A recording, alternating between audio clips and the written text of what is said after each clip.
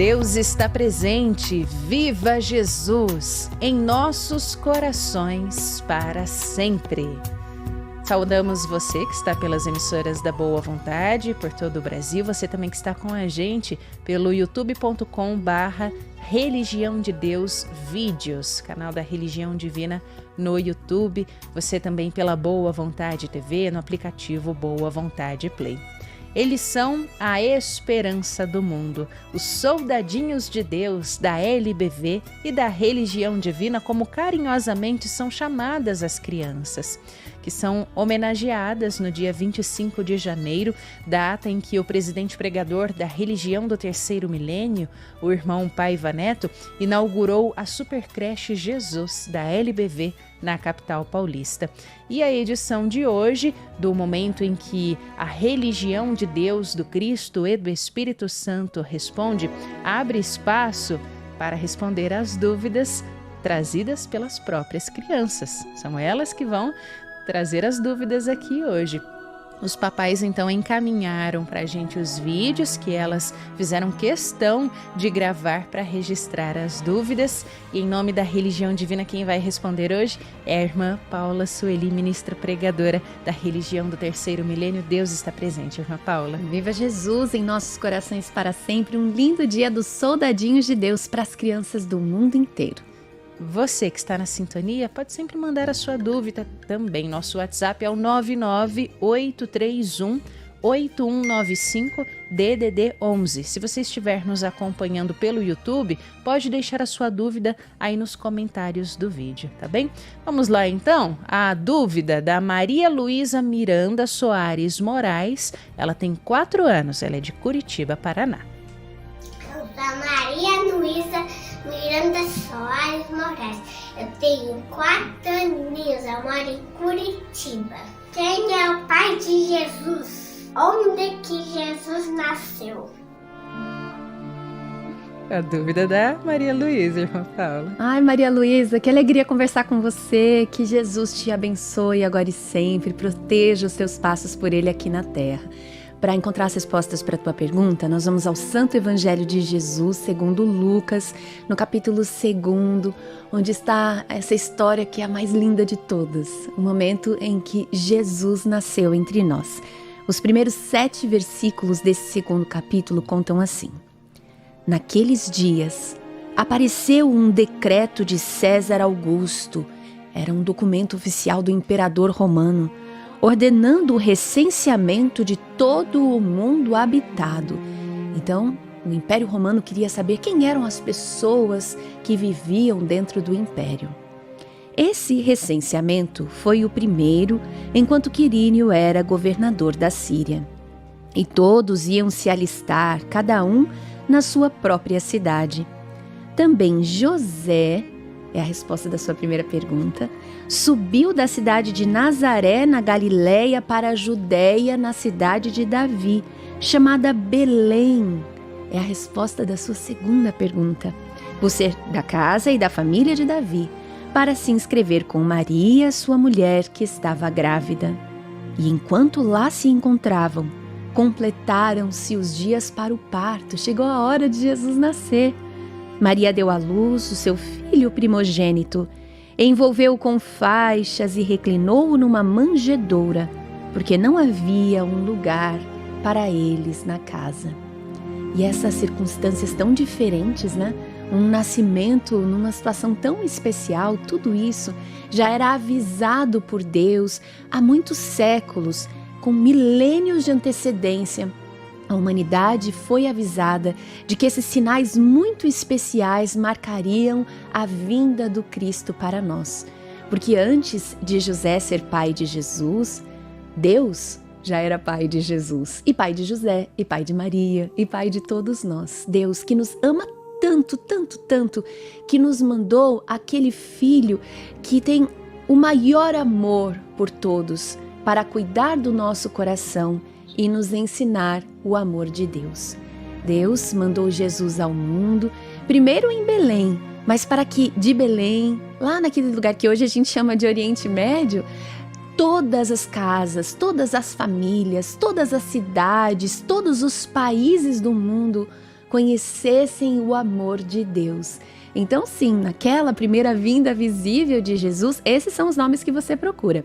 José foi o pai de Jesus, Maria, sua mãe, e Belém foi a cidade que viu Jesus pela primeira vez. Mas hoje nós compreendemos que Jesus continua nascendo entre nós. Filho de Deus que é, nos ensinou que nós também somos filhos de Deus e tão profundamente amados por Deus que todos nós, todas as crianças, todos os jovens, todos os idosos, todos os adultos são visitados por Jesus diariamente. Para isso, basta que a gente abra o nosso coração, que a gente faça uma prece sincera, que a gente ajude o nosso irmão, o nosso amigo da escola, o professor, as pessoas que vivem na nossa casa. E assim a gente vai sentindo a presença viva de Jesus entre nós até o dia em que o veremos novamente na sua volta triunfal. Muito bom, tá aí. Maria Luísa, obrigada, viu, por sua dúvida aqui para a religião do terceiro milênio. A gente ouviu aí a resposta da religião do terceiro milênio para a dúvida da Maria Luísa Miranda Soares Moraes, de Curitiba, Paraná. 4 anos, hein, gente? Fazendo aqui a pergunta dela para a religião do terceiro milênio. Agora vamos para Belford Roxo, Rio de Janeiro, com a pergunta do Wagner Rodrigo Mafra Coelho, de 9 anos. Deus está presente. Meu nome é Wagner Rodrigo, eu tenho 9 anos, eu sou da cidade de Rio de Janeiro, Belford Roxo. Eu queria saber por que eu sinto essas saudades, tantas saudades da minha avó, se eu nem conhecer ela na matéria. Viva Jesus em nossos corações para sempre. Muito bom, obrigada, Wagner. Então esse foi o Wagner Rodrigo Mafra Coelho, de 9 anos, de Belford Roxo, Rio de Janeiro. Qual é a resposta da religião divina para o Wagner, irmã Paula? Bom, Wagner Rodrigo, que a gente conhece aqui da Comunicação 100% Jesus, sempre trazendo as suas considerações, perseverante nas aulas de moral ecumênica, trouxe uma pergunta muito importante que representa a dúvida não só de muitas crianças, mas de muitos adultos também. Sabia, Wagner Rodrigo? A gente sente muita saudade das pessoas que a gente ama e estão vivas lá no mundo espiritual, mesmo aquelas que a gente não conheceu na matéria. E a resposta para essa sua dúvida está num ensinamento maravilhoso que o irmão Paiva nos traz, porque ele aprendeu isso com Jesus. O irmão Paiva explica assim pra gente: estamos corpo, mas somos espírito. Ou seja, aquilo que a gente é de verdade não começou aqui na matéria, quando a gente nasceu e a gente era um bebezinho. Não foi ali que a gente começou a ser quem a gente é. Então o amor que a gente sente não começou naquele dia do nascimento no plano material. Lá no mundo espiritual a gente já existia, a gente já amava, a gente já era família, a gente já tinha um monte de ideias e sonhos e também desafios para resolver. Então neste momento nós estamos num corpo material, mas ele não é tudo que a gente é. Então o amor que você tem pela sua avó e que também se manifesta na saudade que você sente, que é natural, esse amor, ele não é um acontecimento dessa vida material. Ele já existia, ele já unia o coração de vocês quando você estava lá, no mundo espiritual, antes de nascer aqui na matéria. Essa relação, essa diferença entre estar e ser, estar corpo, mas ser espírito, a gente poderia pensar assim, por exemplo. A gente é brasileiro, né? Vamos supor que a gente mudasse de país, se a gente fosse morar lá no Japão. A gente deixaria de ser brasileiro por isso? Porque está no Japão? A gente deixaria de amar e de ter saudade daquelas pessoas que a gente ama e ficaram aqui no Brasil? De jeito nenhum. Esses laços iam continuar acontecendo dentro de nós, unindo os nossos corações. Então, a sua avó já era amada por você e você já era amado por ela muito antes de nascer neste mundo. E a excelente notícia que essa revelação nos dá é que esse amor é infinito. O tempo pode passar, as coisas vão se transformar aqui na matéria, mas esse amor, ele nunca vai deixar de existir. Então aproveite esse amor, aproveite até essa saudade. Quando ela aparecer mais forte, faça aquela prece caprichada, pode conversar, abrir o coração com a sua querida avó, que ela vai te ouvir lá no mundo espiritual, vai te abraçar, sempre que possível ela vai vir te visitar. É verdade isso, as pessoas que a gente ama, estão vivas lá no mundo da verdade, Elas viajam, elas enfrentam as distâncias e vem aqui no plano material. A gente nem sempre vê, mas a gente pode sentir esse amor, essa emoção quando essas almas queridas se aproximam. E às vezes esse reencontro aparece até nos nossos sonhos, sabia? A gente às vezes tem um sonho que é tão real, ou a gente acorda tão feliz pensando, nossa, por que será que eu tô tão feliz hoje? Muitas vezes isso é o resultado desse reencontro, da gente ter recebido um abraço de alguém que a gente ama e que ama a gente no mundo espiritual. Então, que cada vez mais você sinta esse abraço, essa presença viva e que Jesus abençoe o seu caminho na religião de Deus, do Cristo e do Espírito Santo. Muito obrigada, Wagner Rodrigo Mafra Coelho, de 9 anos, de Belford Roxo, Rio de Janeiro, por ter trazido a sua pergunta. E mais um querido soldadinho de Deus da LBV, agora quem vai perguntar é o Matheus Cardoso Guedes, ele tem 4 anos, é da cidade de Porto Alegre, Rio Grande do Sul. Com você, Matheus. Oi, eu sou Matheus Cardoso Guedes, eu tenho 4 anos. Quando Jesus vai voltar? Essa é a pergunta que todos nós também queremos saber, né, Matheus? Obrigada, viu, por trazer a sua dúvida. Então esse foi o Matheus Cardoso Guedes, de 4 anos, de Porto Alegre, Rio Grande do Sul, com essa dúvida, irmã Paula. Ai, Matheus, obrigada por essa pergunta maravilhosa e que linda a sua foto, legítimo gaúcho, todo paramentado, com seu chimarrão. Adoramos te ver aqui na Comunicação 100% Jesus. Olha, essa é a pergunta mais importante da nossa vida. Quando Jesus vai voltar? A gente precisa muito pensar sobre ela. E Jesus nos ensinou a reconhecer os sinais da sua volta triunfal. Ele falou sobre isso no seu Evangelho, ele falou sobre isso no seu Apocalipse. E é por isso que a gente estuda nas aulas de moral ecumênica e em todas as oportunidades aqui na Comunicação 100% Jesus, com os soldadinhos de Deus da religião divina, como você, os sinais da volta triunfal de Jesus. Porque assim, Jesus vai voltar quando nós estivermos prontos para esse reencontro. Ele deixou isso muito claro, por exemplo, no seu Evangelho segundo Lucas, no capítulo 21, versículos de 29 a 33. Ele até usou uma comparação assim. Ele falou de um tipo de árvore que é a figueira. Já ouviu falar na figueira? Figueira da figos, né? Esses frutos bem legais, que a gente gosta bastante. Então, aí Jesus explicou assim: vede a figueira e as árvores todas. Quando brotam, vocês sabem que o verão se aproxima. Então, Jesus está nos explicando assim: quando uma árvore está pronta, né, para dar frutos ou para florescer, a gente percebe que as estações do ano estão mudando. E ele faz essa comparação para a gente entender a sua volta triunfal. Ele diz: da mesma forma também vós, quando virdes as coisas que ele estava anunciando acontecerem, sabereis que o reino de Deus está próximo, que a sua volta triunfal se aproxima. Então, para entender quando é a volta triunfal de Jesus, a gente precisa entender as profecias, que são os avisos que ele nos trouxe sobre os sinais dessa volta. As coisas que se transformariam no nosso mundo e também dentro de nós, demonstrando que nós estamos prontos, que passou o tempo que seria necessário para nós aprendermos as suas lições. E aí fica uma pergunta muito importante. Quando esse tempo terminar, nós teremos aproveitado esse tempo de aprender as lições de Jesus para olhar nos olhos do Cristo com a consciência tranquila e dizer: Jesus, eu fiz a minha parte, eu procurei ser uma pessoa melhor, eu procurei viver os seus ensinamentos?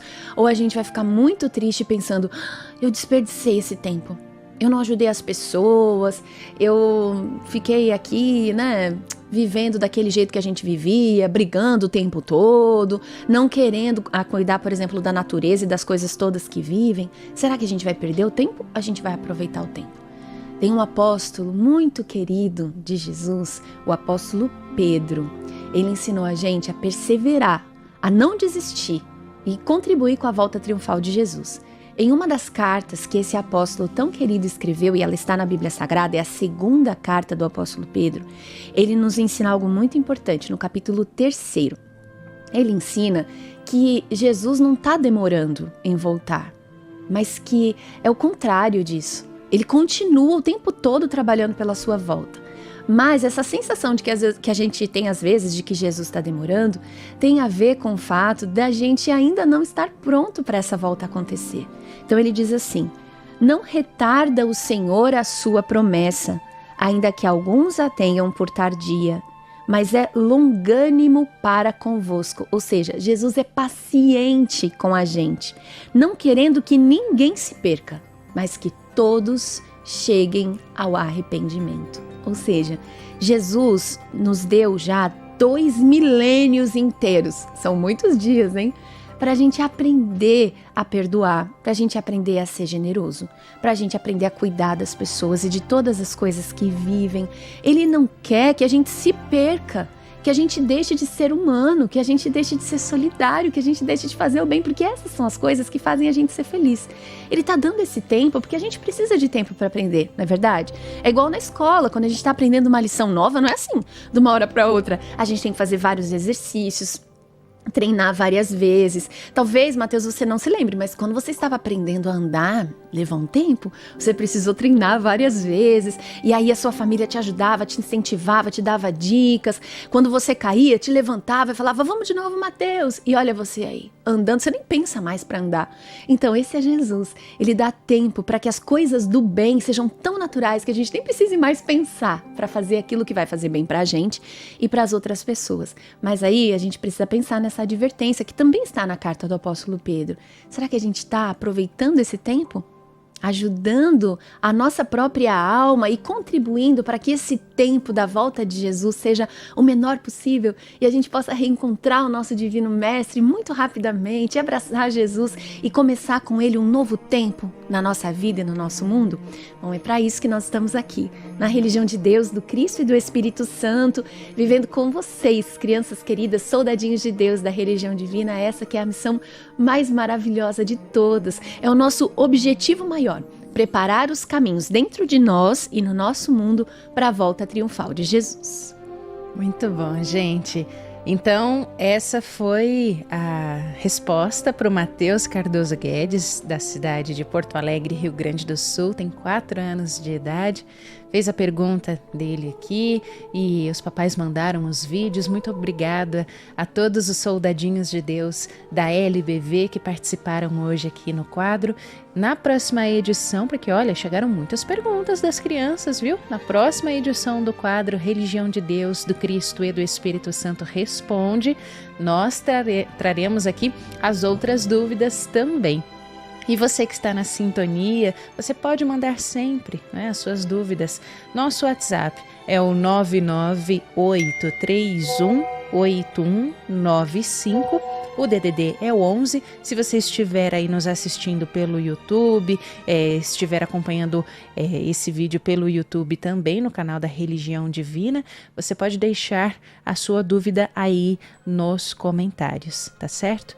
Nós agradecemos a irmã Paula Sueli, ministra pregadora da Religião do Terceiro Milênio, esteve com a gente aqui hoje, e esse foi o quadro Religião de Deus, do Cristo e do Espírito Santo Responde.